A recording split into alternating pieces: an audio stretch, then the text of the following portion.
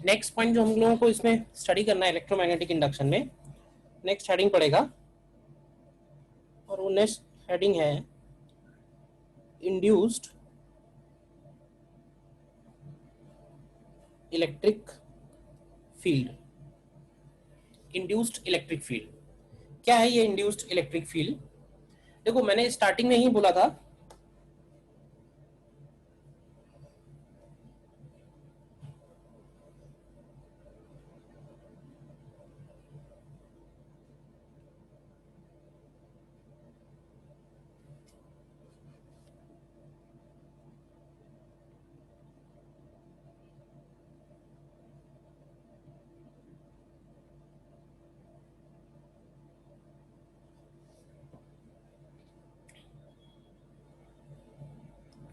मैंने स्टार्टिंग में एक बात ये बोली थी कि फैराडे लॉ में अगर इंड्यूस्ड ईएमएफ किसी भी लूप में जनरेट करना है तो उसके तीन तरीके हैं, ठीक है।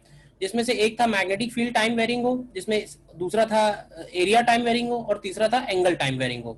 तो एरिया टाइम वेरिंग और एंगल टाइम वेरिंग, इन दोनों को मैंने एक साथ क्लब कर दिया था और मैंने ये बोला था कि इन दोनों केसेस को हम लोग मोशनल ईएमएफ की मदद से एक्सप्लेन कर सकते हैं। Motional EMF means when a conductor is moving inside a magnetic field, there is an induced EMF in each differential element, और वो induced EMF है जो induced current के लिए responsible है। तो अगर area of loop change हो रहा है या angle between area and magnetic field change हो रहा है तो उन दोनों सिचुएशन में there is a conductor movement, और कंडक्टर मूवमेंट में मोशनल ईएमएफ एक्सप्लेन कर ले जाएगा। अब बचा हमारे पास जो तीसरा केस था जिसमें मैग्नेटिक फील्ड अगर टाइम वेरिंग है तो ईएमएफ कैसे इंड्यूस हो रहा है, तो करंट कैसे प्रोड्यूस हो रही है।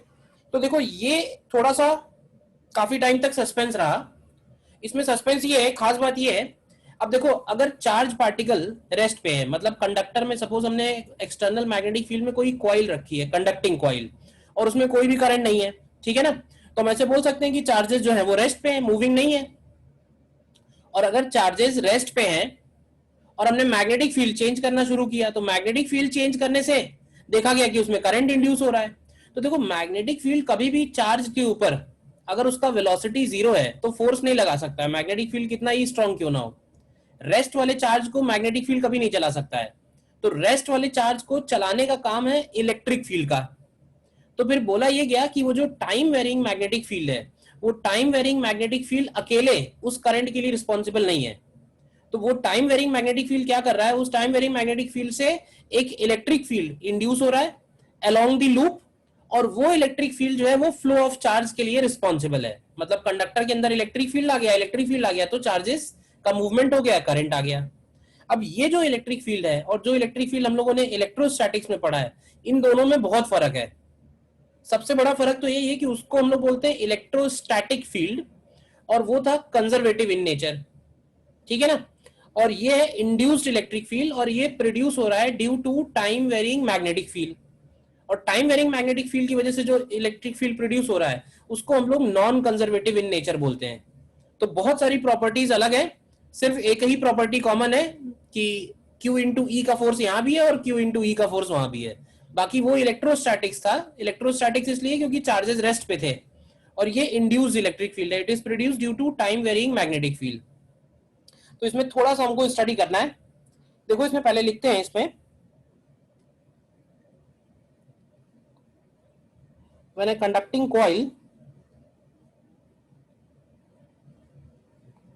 when a conducting coil is kept in a time varying magnetic field,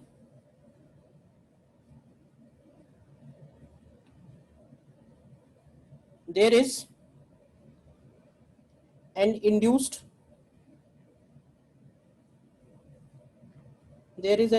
EMF in the coil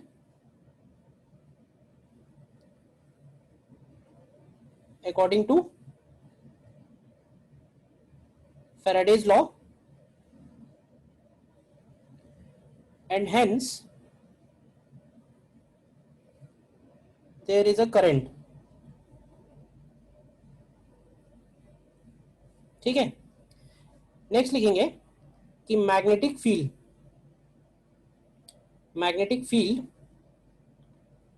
cannot move charges at rest.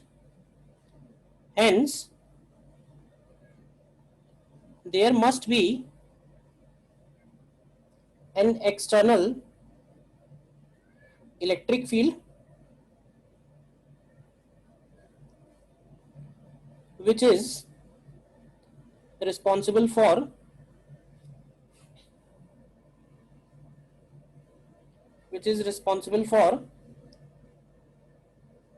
flow of charge in the loop.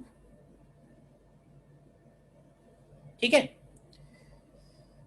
तो आगे इसमें लिख देंगे the time varying magnetic field, the time varying magnetic field induces an electric field which is non-conservative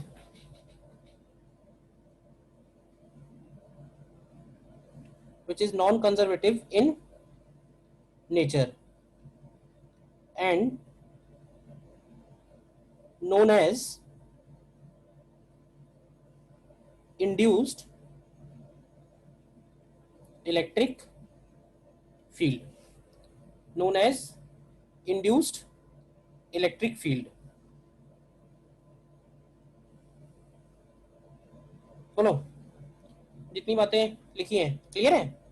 मतलब simply ये बोला है कि जैसे मान लें कि मैग्नेटिक फील्ड है और ये मैग्नेटिक फील्ड सपोज टाइम का फंक्शन है, magnetic field is given as a function of time, और ये सपोज कर लेते हैं कि इसकी वैल्यू जो है वो टाइम के साथ इंक्रीज हो रही है।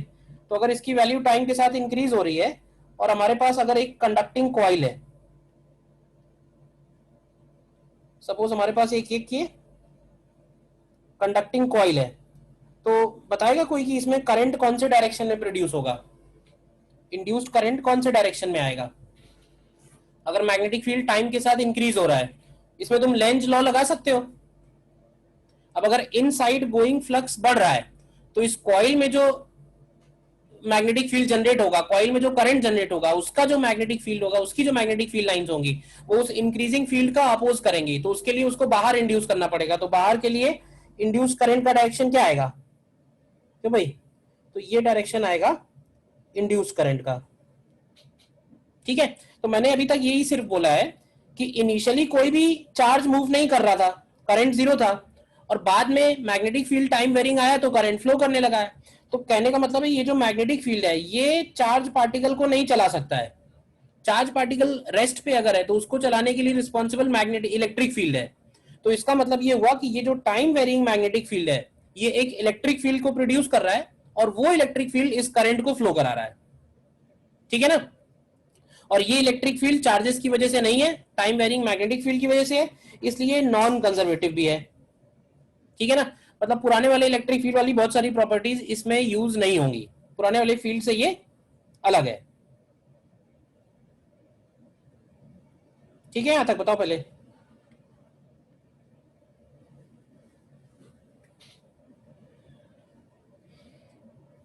ठीक है, अब देखो इसमें हम लोग induced electric field with in the conductor होगा ना? हाँ, कंडक्टर एक्चुअली क्या है ना, इलेक्ट्रिक फील्ड सब जगह प्रोड्यूस हो रहा है, लेकिन जहां कंडक्टर है वहां हमको करंट दिखाई दे रहा है। ये है भाई, सपोज कॉइल नहीं है, कॉइल नहीं रखी हुई है, तो भी वहां पे इलेक्ट्रिक फील्ड प्रोड्यूस हो रहा है। इलेक्ट्रिक फील्ड तो है ही वहां पे, ईएमएफ इंड्यूस हो रहा है, बट ईएमएफ इंड्यूस की वजह से कोई करंट नहीं है क्योंकि कोई कॉइल नहीं है। अब वहां कॉइल रख रहे हैं तो उसमें करंट फ्लो कर रहा है, ऐसे है। तो फील्ड लाइंस कहाँ होंगी, नहीं समझ आ रहा है। फील्ड लाइंस इसी फील्ड के अंदर होंगी, मतलब मैग्नेटिक फील्ड भी है और मैग्नेटिक फील्ड की वजह से इलेक्ट्रिक फील्ड है, तो इलेक्ट्रिक फील्ड लाइंस भी होंगी। अब वो जो इलेक्ट्रिक फील्ड लाइंस है ना, वो अलग अलग टाइप के मैग्नेटिक फील्ड के हिसाब से अलग अलग है। तो हम लोग क्या करने वाले हैं, हम लोग एक स्पेशल केस स्टडी करने वाले हैं, बहुत थोड़ा सा पार्ट स्टडी करने वाले हैं। तो उस स्पेशल केस में हम लोग सिमेट्री लेंगे सर्कुलर वाली, तो हम लोग देखेंगे जो इलेक्ट्रिक फील्ड लाइंस है वो भी सर्कुलर सिमेट्रिक प्रोड्यूस होंगी। बट मैग्नेटिक फील्ड है तो इलेक्ट्रिक फील्ड है, बस ये है। यस। ठीक है, अच्छा अगर हम इसमें फैराडे लॉ लिखें, तो फैराडेज लॉ हम लोगों ने क्या पढ़ा था? फैराडेज लॉ हम लोगों ने जो लिखा था वो ये था, डी फाई बी, ये लिखते थे हम लोग, induced EMF in a close loop is equal to minus d phi B upon D t. अच्छा, अगर हम इंड्यूस्ड ईएमएफ को इलेक्ट्रिक फील्ड के फॉर्म में एक्सप्रेस करना चाहें तो क्या इसको ये लिख सकते हैं, this is closed integral E dot dl. क्यों भाई? क्लोज लूप में कितना इंड्यूस्ड ईएमएफ आया क्लोज लूप में, तो उसको ये बोल सकते हैं ना closed integral E dot DL, क्योंकि ई डॉट डीएल ही तो पोटेंशियल बनता है, पोटेंशियल डिफरेंस। इलेक्ट्रोस्टैटिक्स में ये वैल्यू जीरो होती है, लेकिन यहां पे ये वैल्यू जीरो नहीं है, यहां पे ये value minus of d five B upon D t के इक्वल है। तो ये लॉ हम लोग यूज करेंगे टू कैलकुलेट इलेक्ट्रिक फील्ड। ठीक है। अच्छा, स्पेशल केस क्या है इसमें? कौन सा स्पेशल केस हम लोग स्टडी कर रहे हैं? स्पेशल केस ले रहे हैं if magnetic field is confined in a cylindrical region. If magnetic field is confined in a cylindrical region, मतलब ये हुआ, ये रहा वो बाउंड्री, और इस बाउंड्री के अंदर ही सिर्फ मैग्नेटिक फील्ड एग्जिस्ट कर रहा है।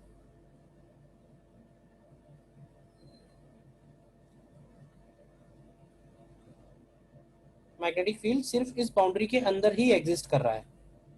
तो ये हो गई सपोज फील्ड लाइंस, ठीक है। और ये जो मैग्नेटिक फील्ड है ये टाइम का फंक्शन है, टाइम का फंक्शन है, इसलिए इसको हम लोग अनस्टेडी मैग्नेटिक फील्ड बोल सकते हैं। अनस्टेडी है और यूनिफॉर्म है, ठीक है। मान लेते हैं कि जिस रेडियस में ये है वो रेडियस जो है कैपिटल आर है। देखो, अब ऐसे बताओ कि अगर मैग्नेटिक फील्ड में सर्कुलर सिमेट्री है तो हम ऐसा बोल सकते हैं क्या कि सेंटर से आर डिस्टेंस पे हर एक पॉइंट पे इलेक्ट्रिक फील्ड का मैग्नीट्यूड सेम होगा? ये बताओ। क्यों भाई? सेंटर से आर डिस्टेंस पे हर एक पॉइंट पे इलेक्ट्रिक फील्ड का मैग्नीट्यूड सेम होगा। ऐसा इसलिए बोल रहा हूं मैं क्योंकि अगर हम सेंटर से इधर आर डिस्टेंस पे जाएं या इधर आर डिस्टेंस पे जाएं या इधर जाएं या इधर जाएं, क्या ये चारों पॉइंट सिमेट्रिक है ना मैग्नेटिक फील्ड के हिसाब से? तो इन चारों पॉइंट्स की location with respect to field तो सिमेट्रिक हुई। तो इसका मतलब ये हुआ कि इन चारों पॉइंट्स पे इलेक्ट्रिक फील्ड भी सेम होगा। इन चारों पॉइंट्स क्या, बल्कि अगर हम आर रेडियस का एक लूप बना दें तो उस लूप के हर एक पॉइंट पे इलेक्ट्रिक फील्ड का मैग्नीट्यूड सेम आएगा और इलेक्ट्रिक फील्ड लाइंस जो होंगी वो एक तरह से सर्कुलर बनेगी, क्योंकि मैग्नेटिक फील्ड भी सिलेंड्रिकल रीजन में एग्जिस्ट कर रहा है। तो यहां पे अगर हम लोग इलेक्ट्रिक फील्ड निकालना चाह रहे हैं, कितना होगा इलेक्ट्रिक फील्ड, तो उसमें पहला केस लेते हैं हम लोग फॉर इनसाइड पॉइंट्स, मतलब इसके अंदर निकालेंगे और इसके बाहर निकालेंगे। फॉर इनसाइड पॉइंट्स मतलब आर जो है वो लेस देन कैपिटल आर है, तो उसके लिए हम लोग एक लूप लेते हैं। ध्यान से देखो, ठीक है। ये हम लोगों ने एक लूप लिया हुआ है और इस लूप का जो रेडियस है वो है आर, और इस लूप के ऊपर हम लोग अप्लाई करने वाले हैं फैराडेज लॉ जो ऊपर लिखा हुआ है। अब ऐसे बताओ कि अगर मैग्नेटिक फील्ड जो है टाइम के साथ बढ़ रहा है तो अगर ये लूप कंडक्टिंग होता तो करंट का डायरेक्शन कैसा होता है? Anti clockwise. तो इसका मतलब है कि जो इलेक्ट्रिक फील्ड लाइंस होंगी ना, इलेक्ट्रिक फील्ड लाइंस वो भी एंटी क्लॉकवाइज ही बनेगी।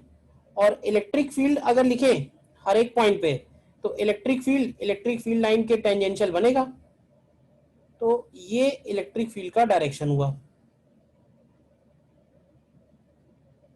बताना कहीं डाउट है तो। इलेक्ट्रिक फील्ड का जो डायरेक्शन है वो ये बनाया मैंने। तो ई वेक्टर और डीएल वेक्टर अगर तुम किसी भी पॉइंट पे चेक करोगे इस लूप के तो ध्यान से देखो तो ई वेक्टर और डीएल वेक्टर दोनों सेम डायरेक्शन में आएंगे। तो अगर हम using closed integral E dot dl is equal to minus of D phi B upon D t करें तो ये वैल्यू आ जाएगी E into two pi r, बोलो। और d five B upon D t को हम लोग लिखेंगे area into d B upon D t. तो यहां से इलेक्ट्रिक फील्ड की वैल्यू निकल के आ जाएगी minus of r by two into d B upon D t. तो ये इलेक्ट्रिक फील्ड का मैग्नीट्यूड हो गया फॉर इनसाइड पॉइंट्स। देखो यहां तक बताओ पहले, कोई डाउट है तो। सबसे पहला पॉइंट ये है, सबसे पहला कंफ्यूजन ये हो सकता है कि इलेक्ट्रिक फील्ड लाइन सर्कुलर क्यों ली है। तो इलेक्ट्रिक फील्ड में सर्कुलर सिमेट्री इसलिए होगी क्योंकि मैग्नेटिक फील्ड जो है वो भी सिलेंड्रिकल रीजन में एग्जिस्ट कर रहा है। ये एक स्पेशल केस है। मैग्नेटिक फील्ड अगर चेंज करेंगे हम, मैग्नेटिक फील्ड का अगर शेप चेंज करेंगे, रीजन चेंज करेंगे, तो इलेक्ट्रिक फील्ड भी चेंज हो जाएगा। बट हमें हमारे सिलेबस में सिर्फ यही एक स्पेशल केस है। तो अगर मैग्नेटिक फील्ड सर्कुलर सिमेट्रिक है तो इलेक्ट्रिक फील्ड भी सर्कुलर सिमेट्रिक आएगा, पहली चीज। फिर क्वेश्चन ये आता है कि इलेक्ट्रिक फील्ड का डायरेक्शन जो है ये एंटी क्लॉकवाइज क्यों ले लिया। तो वो एंटी क्लॉकवाइज ले लिया हमने अकॉर्डिंग टू लेंज लॉ। ये मान लिया कि मैग्नेटिक फील्ड अगर इंक्रीजिंग है, तो मैग्नेटिक फील्ड अगर इंक्रीजिंग है तो dB by D T positive आएगा, और dB by D T positive आएगा। और यहाँ पे ये जो माइनस साइन लगता है, इस माइनस साइन का भी यही एक्सप्लेनेशन होता है कि जो इलेक्ट्रिक फील्ड होगा वो हमेशा उसको अपोज करेगा जिसकी वजह से ये प्रोड्यूस हो रहा है। तो इलेक्ट्रिक फील्ड हमने एंटी क्लॉकवाइज ले लिया, just like current direction. Lenz law से करंट डायरेक्शन निकालो and current direction will match with electric field direction. ठीक है, तो ये हो गया फॉर इन पॉइंट्स। हाँ बोलिए। मैग्नेटिक फील्ड में सर्कुलर सिमेट्री, इसलिए ई का मैग्नीट्यूड कांस्टेंट रहेगा उस हाँ लूप में, लेकिन हाँ, डायरेक्शन उसका टेंजेंशियल क्यों लिया, रेडियल तो नहीं। डायरेक्शन उसका टेंजेंशियल इसलिए लिया क्योंकि होगा क्या, जैसे देखो बहुत सारी पुरानी बातें हमारी भी इसमें यूज हो रही हैं। जैसे क्रॉस्ड इलेक्ट्रोमैग्नेटिक फील्ड होता है, तो इलेक्ट्रिक फील्ड और मैग्नेटिक फील्ड, मतलब जैसे इलेक्ट्रोमैग्नेटिक वेव में भी बी ई को प्रोड्यूस करता है, ई बी को प्रोड्यूस करता है। तो इन दोनों के बीच में एंगल हमेशा 90 डिग्री का ही रहेगा। मतलब जो अलोंग वाले वेक्टर्स हैं उनकी वजह से कोई भी फोर्स नहीं लगेगा। ठीक है ना। मतलब जो चार्जेस की शिफ्टिंग होती है वो Q into v cross B के हिसाब से होती है, और चार्जेस की शिफ्टिंग जो है वो इलेक्ट्रिक फील्ड के अलोंग होगी। तो वो डायरेक्शन जो है वो हमेशा 90 डिग्री पे ही आएगा। तो बी इनसाइड है तो वो ई की वैल्यू इधर की तरफ ले ली हम लोगों ने। समझ गया।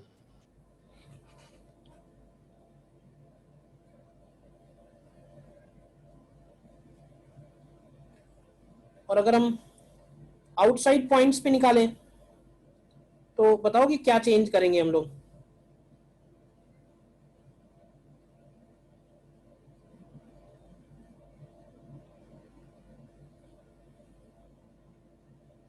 क्यों भाई, हम यही लूप जो है बाहर बना सकते हैं, और यही लूप अगर हम लोग बाहर बनाएंगे तो लेफ्ट हैंड साइड तो सेम ही रहेगा। क्यों भाई, लेफ्ट हैंड साइड आएगा E into two pi r. हाँ, राइट हैंड साइड में जहां हमने पाई स्मॉल आर लिखा था वहां कैपिटल आर हो जाएगा। कैपिटल आर इसलिए हो जाएगा क्योंकि जो फील्ड है वो सिर्फ उसी के अंदर ही एग्जिस्ट कर रहा है, और into dB by D t हो जाएगा। तो यहां से ई की वैल्यू आएगी minus r square by two r into d B upon D t. ठीक है ना। तो इन साइड जो है इलेक्ट्रिक फील्ड वो आर के प्रोपोर्शनल है, और आउटसाइड जो इलेक्ट्रिक फील्ड है वो 1/r के प्रोपोर्शनल है। इसमें चाहो तो हम एक ग्राफ बना के भी ध्यान रख सकते हैं, variation of electric field versus are.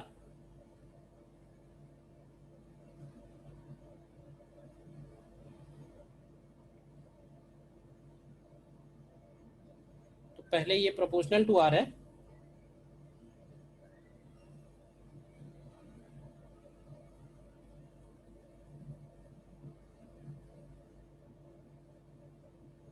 ठीक है, और सरफेस पे इसकी वैल्यू है r by two into d B by D T.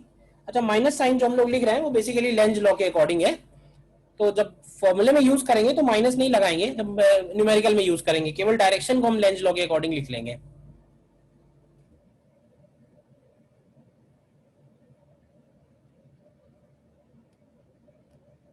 Directly induced electric field पे क्वेश्चन जो है वो एक तरह से बोला जाए तो कभी पूछा ही नहीं गया है। एक बार बस क्वेश्चन ये आया था कि मैग्नेटिक फील्ड सर्कुलर रीजन में चेंज हो रहा है, तो बाहर एक पॉइंट दिया हुआ था, तो उस पर पूछा हुआ था इलेक्ट्रिक फील्ड का जो वेरिएशन है वो आर पे कैसे डिपेंड कर रहा है, प्रोपोर्शनल है, इनवर्सली प्रोपोर्शनल है, स्क्वायर के है। एक बार बस यही क्वेश्चन आया जो बोल सकते हैं कि डायरेक्ट इस कॉन्सेप्ट पे था। अदरवाइज जो भी क्वेश्चंस पूछे गए हैं वो फैराडे लॉ से होते हैं, वो उसका इंड्यूस इलेक्ट्रिक फील्ड को इन्वॉल्व नहीं भी करेंगे तो काम चलेगा।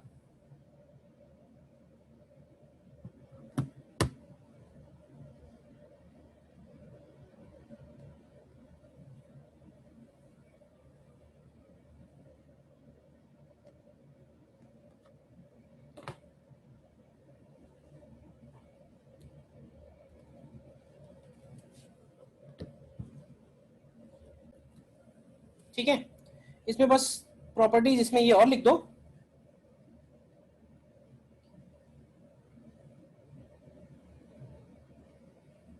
This induced electric field, this induced electric field has following properties। मतलब है क्या, ये पुराने वाले इलेक्ट्रिक फील्ड से अलग है और बहुत सारी बातों में अलग है, तो वो सारी बातें भी नोट कर ले रहे हैं। तो फर्स्ट पॉइंट में ये तो यही लिख देना कि it is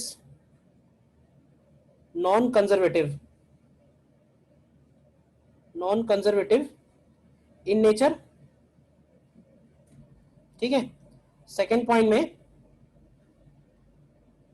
electric field lines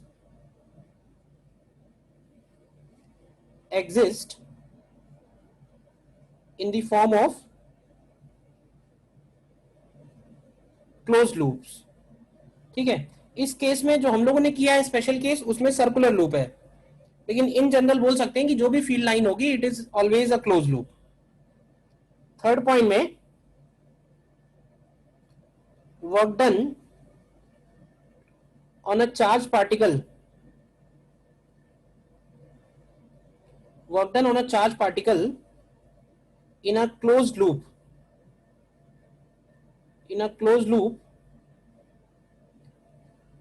may not be zero। मतलब ऐसा हो सकता है कि चार्ज पार्टिकल को हम उठाया और वापस उठा के वही ले आए, तो उस पूरे लूप में वर्क डन जीरो नहीं है, इलेक्ट्रोस्टैटिक्स में वो वर्क डन जीरो था। एंड फोर्थ पॉइंट में लिखेंगे कि integral E dot DL will be path dependent. अब क्योंकि नॉन कंजर्वेटिव फोर्स है, नॉन कंजर्वेटिव फील्ड है, तो ई डॉट डीएल की वैल्यू पाथ इंडिपेंडेंट नहीं आएगी जैसा कि पहले था, यहां पे पाथ डिपेंडेंट आएगी।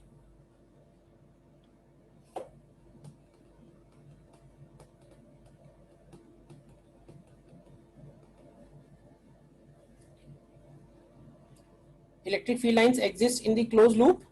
डायरेक्शन के बारे में लिख देना, direction can be found, direction can be found using Lenz law.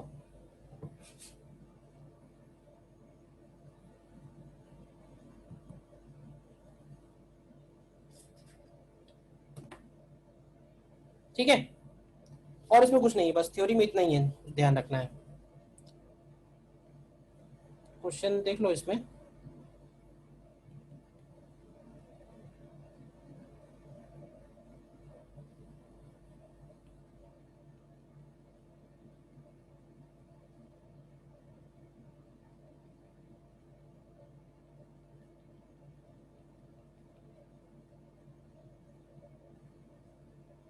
मान लेते हैं कि मैग्नेटिक फील्ड है और मैग्नेटिक फील्ड सर्कुलर रीजन में एग्जिस्ट कर रहा है, और उस मैग्नेटिक फील्ड का फंक्शन दिया हुआ है के टी स्क्वायर। ठीक है, वेयर के इज अ पॉजिटिव कांस्टेंट। फिर इस मैग्नेटिक फील्ड के अंदर, इस मैग्नेटिक फील्ड के अंदर एक आर रेडियस का, आर रेडियस का एक नॉन कंडक्टिंग रिंग है,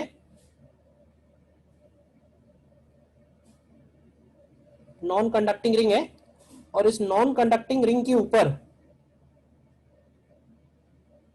कैपिटल क्यू चार्ज है, और ये पूरा का पूरा जो है वो फ्री स्पेस में है, कोई एमजी वगैरह नहीं है, ठीक है।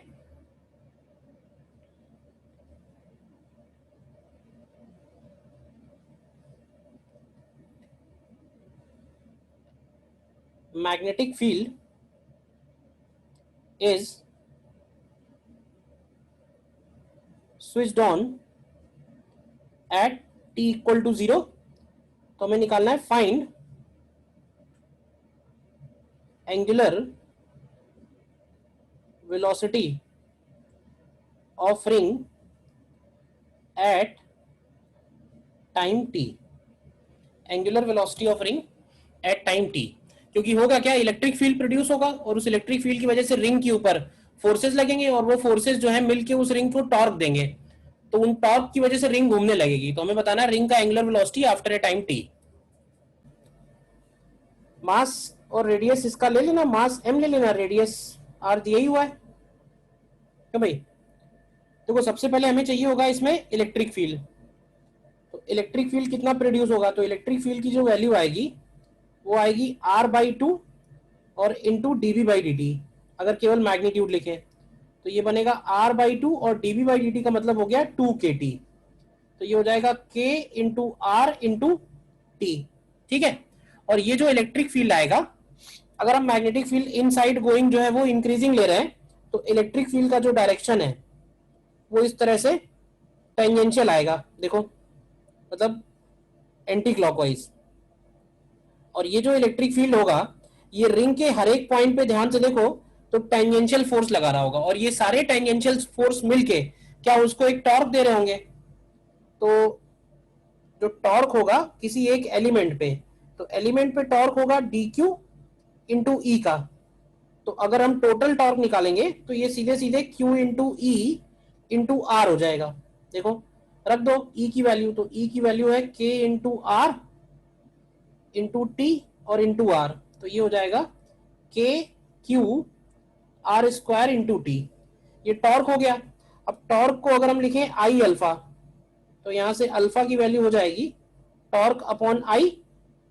टॉर्क हो गया KQ r²T, और मोमेंट ऑफ इनर्शिया, तो रिंग अपने सेंटर के अबाउट घूम रही है परपेंडिकुलर टू इट्स प्लेन, तो मोमेंट ऑफ इनर्शिया होगा mr²।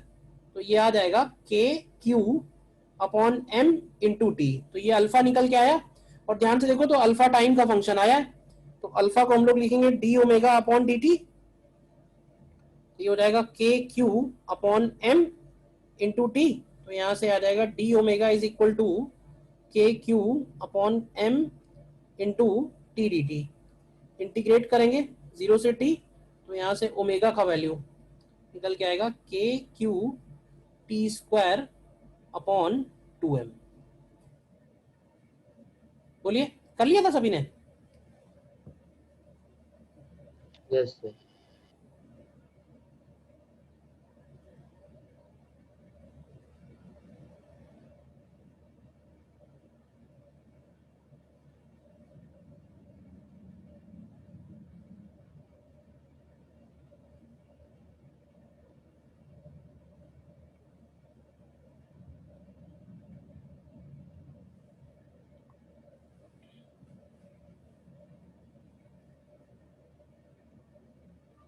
ठीक है, नेक्स्ट देखो एक और।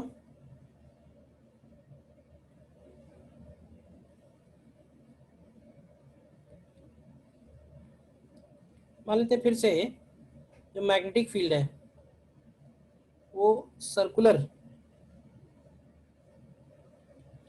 रीजन में एग्जिस्ट कर रहा है।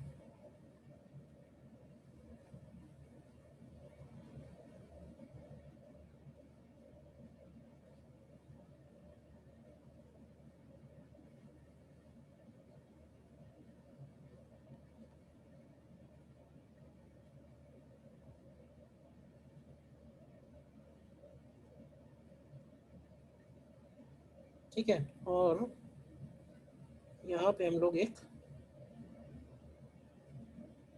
लाइन बना रहे हैं ए बी, इसका लेंथ एल है, और लेट से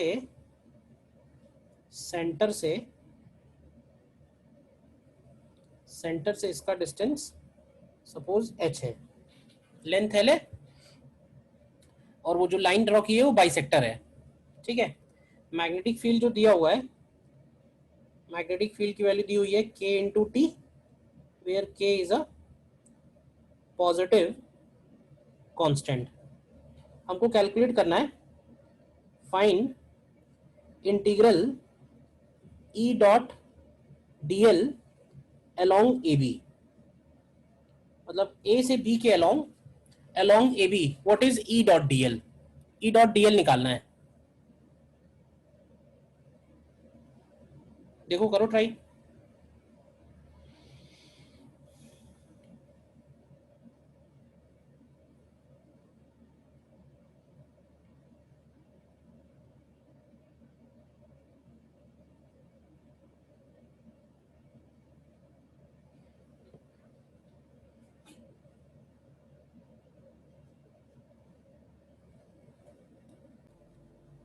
देखो ई डॉट डी एल निकालने का मतलब पहले समझना कि निकालना क्या है ठीक से। एक्चुअली जो इलेक्ट्रिक फील्ड लाइन है, इलेक्ट्रिक फील्ड लाइन इस तरह से है सभी जगह। किसी भी पॉइंट पे अगर हम इलेक्ट्रिक फील्ड लाइन बनाएंगे तो ये इलेक्ट्रिक फील्ड लाइन इस तरह से आएंगी।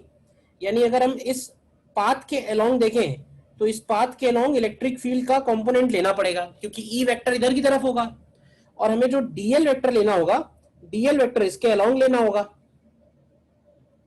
और हमें ई डॉट डीएल को ए से लेके बी तक इंटीग्रेट करना है।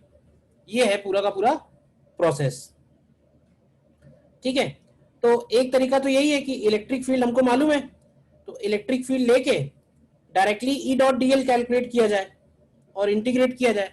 तो देखो ध्यान से, अगर हम ये मेथड लगाते हैं तो ये वाला एंगल अगर थीटा ले लें और इस पॉइंट को यहां से ज्वाइन कर दें, देखना ध्यान से, तो क्या ये वाला एंगल भी थीटा होगा? और इसको ले लेते हैं आर, तो इलेक्ट्रिक फील्ड का मैग्नीट्यूड कितना आएगा आर डिस्टेंस पे? तो इलेक्ट्रिक फील्ड का मैग्नीट्यूड होगा r by two into d B by D t. तो ये हो जाएगा आर बाई टू और d B by D t की वैल्यू हो जाएगी के, तो ये बन जाएगा के इंटू आर बाई टू, ठीक। अब अगर हम ई डॉट डी एल निकालें जनरल पॉइंट पे, तो ई डॉट डी एल का मतलब होगा E into D L into cos theta, रखते हैं वैल्यू, तो ये आएगा के इंटू आर बाई टू और डीएल, और कॉस थीटा की वैल्यू अगर हम इस ट्राइंगल से लिखें, ध्यान से देखो, तो इस ट्राइंगल से कॉस थीटा की वैल्यू हो जाएगी एच अपॉन आर, तो ये आर आर कैंसिल हो जाएगा, तो ये आएगा के एच बाई टू और इंटू डीएल। तो अगर हमें इंटीग्रल ई डॉट डीएल चाहिए तो इंटीग्रल ई डॉट डीएल की वैल्यू हो जाएगी के इंटू एच बाई टू और इंटीग्रल डीएल, और डीएल का इंटीग्रेशन अगर ए से बी तक करेंगे तो एल आ जाएगा, तो ये आंसर हो जाएगा के into H into L by to. ये आंसर हो जाएगा सीधा सीधा।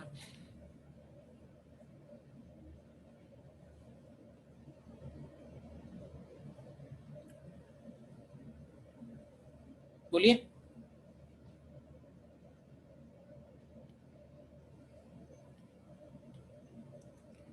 ठीक है, एक मेथड और है। मैंने कहा ना कि बहुत सारे क्वेश्चन ऐसे हैं कि हमें इंड्यूस्ड इलेक्ट्रिक फील्ड की जरूरत ही नहीं है। तो देखो दूसरा मेथड क्या लगा सकते हैं इसमें, ये सब हटा दो।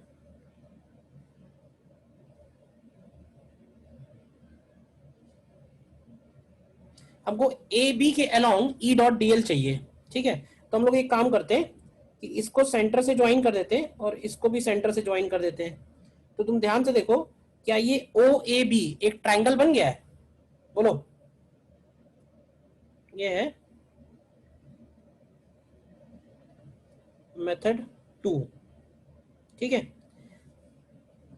अब हमको एक बात ये भी मालूम है कि जो इलेक्ट्रिक फील्ड है, इलेक्ट्रिक फील्ड लाइन का जो डायरेक्शन है वो इस तरह से है कि वो जो इलेक्ट्रिक फील्ड लाइन है वो ओ बी और ओ ए के परपेंडिकुलर है या नहीं है?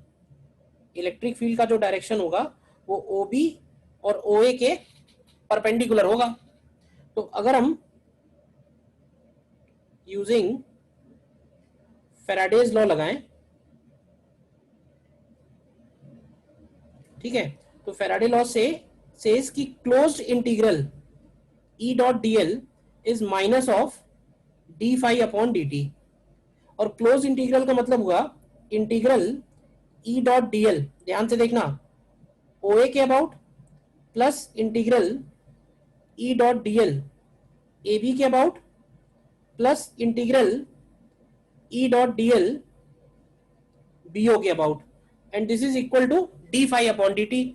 मतलब कि इस ट्राइंगल के अंदर कितना ईएमएफ इंड्यूस हो रहा है, फ्लक्स कितना चेंज हो रहा है। तो इस ट्राइंगल के अंदर फ्लक्स कितना चेंज हो रहा है वो हो जाएगा इस ट्राइंगल का एरिया।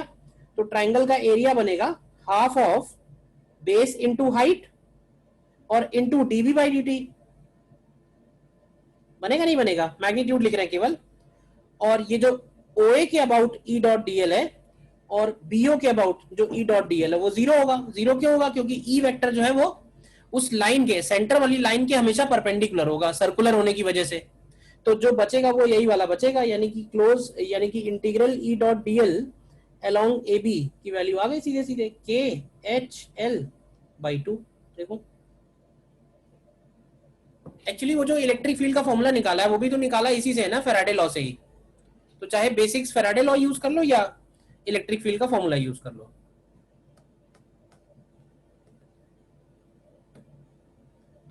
बताइए क्लियर है या नहीं? Yes sir.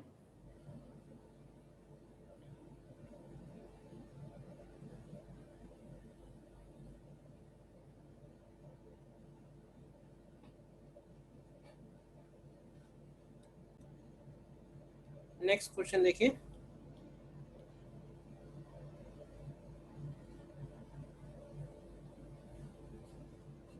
ठीक है, there is a rectangular frame, uniform metal wire का है, और उसको हमने एक नॉन यूनिफॉर्म मैग्नेटिक फील्ड में रखा हुआ है और मैग्नेटिक फील्ड का रेट ऑफ चेंज दिया हुआ है। तो हमें इन सारे ब्रांचेस में करंट फाइंड करनी है। करंट क्यों फ्लो करेगी? तो करंट इसलिए फ्लो करेगी क्योंकि क्लोज्ड कंडक्टिंग लूप है और टाइम वेरिंग फील्ड में रखा हुआ है। ये फिगर में ठीक से ड्रॉ नहीं है, ये मैग्नेटिक फील्ड सभी जगह है, ठीक है ना, मतलब कंप्लीटली इनसाइड है। लेकिन ऐसा कहीं नहीं लिखा हुआ है कि ये सर्कुलर सिमेट्रिक है या सिलेंड्रिकल है, कंप्लीटली इनसाइड है, बस ये ध्यान रखना है। देखो करो ट्राई।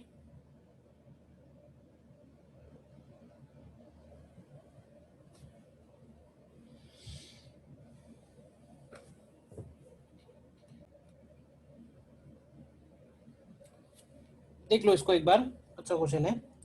इसमें हम लोग क्या करेंगे, पहले तो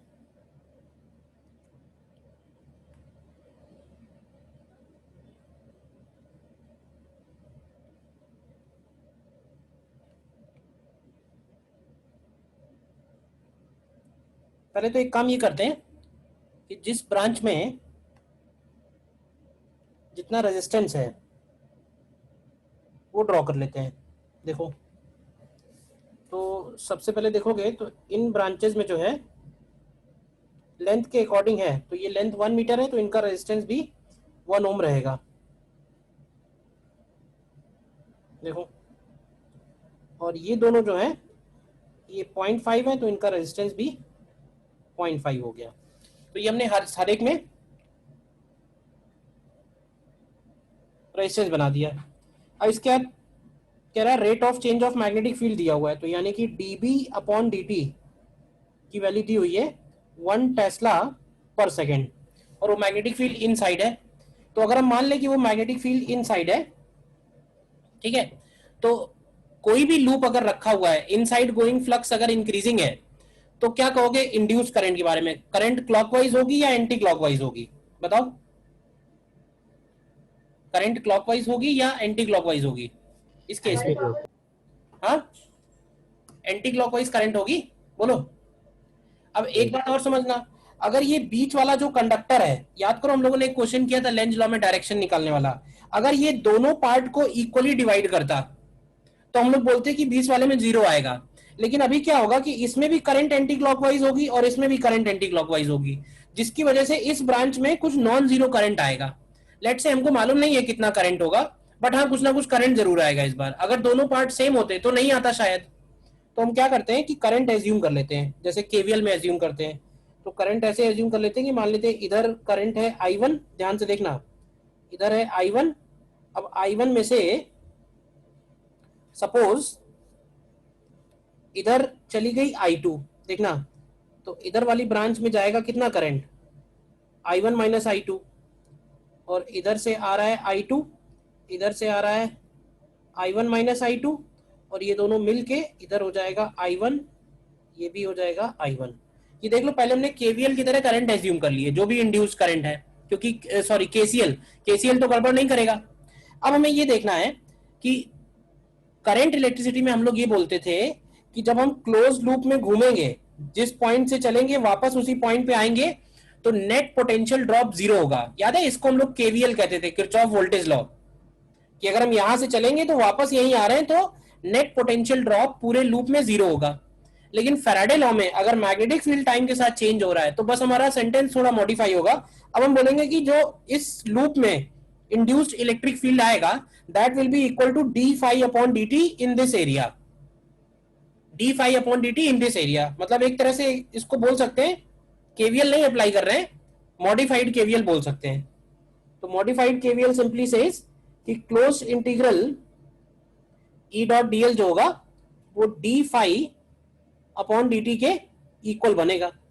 तो अब अप्लाई करते हैं और इसको हम लोग बोल सकते हैं this is modified KVL for current circuit.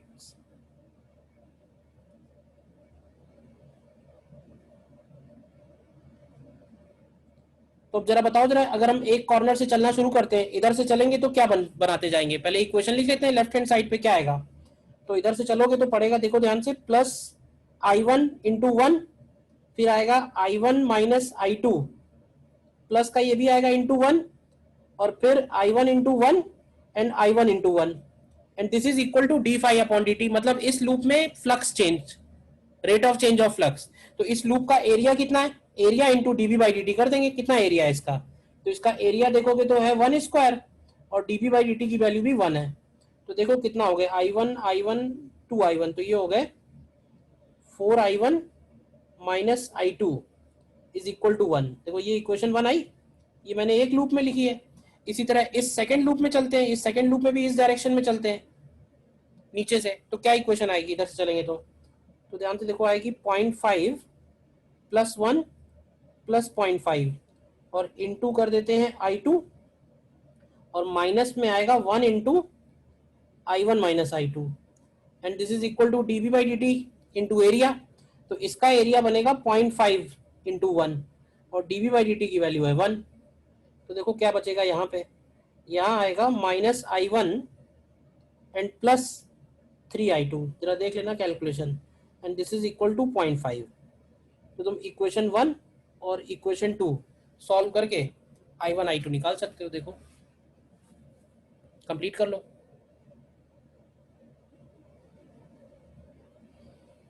KVL नहीं लगेगा, केवीएल क्यों नहीं लगेगा, क्योंकि टाइम वेरिंग मैग्नेटिक फील्ड है और वो इंड्यूस्ड ईएमएफ प्रोड्यूस करेगा लूप के अंदर। तो लूप के अंदर इंटीग्रल ई डॉट डीएल की वैल्यू क्लोज लूप में जीरो नहीं होगी, कितनी होगी, तो d phi by D t होगी।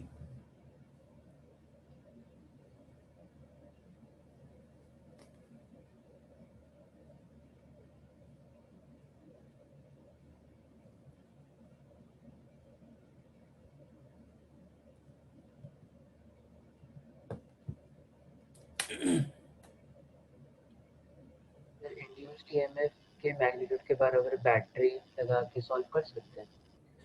उसकी बजाय बैटरी लगा सकते हैं, बट फिर हमें उस बैटरी को थोड़ा केयरफुली लगाना पड़ेगा। मतलब अगर जैसे सिमेट्री है, मान लो कि केवल एक स्क्वायर लूप है, तो क्या करेंगे, जो तुमने ईएमएफ निकाला है d phi by D t, उसको तुम 4 बैटरी में डिवाइड कर दो, क्योंकि 4 ब्रांचेस हैं। ऐसा नहीं कर सकते हो कि उस बैटरी को तुम एक ही जगह लगाओ, मतलब क्योंकि सभी में जनरेट हो रहा है ना, तो हर एक ब्रांच में तुम डिवाइडेड बाई 4 करके लगा सकते हो। ठीक है ना? Yes sir.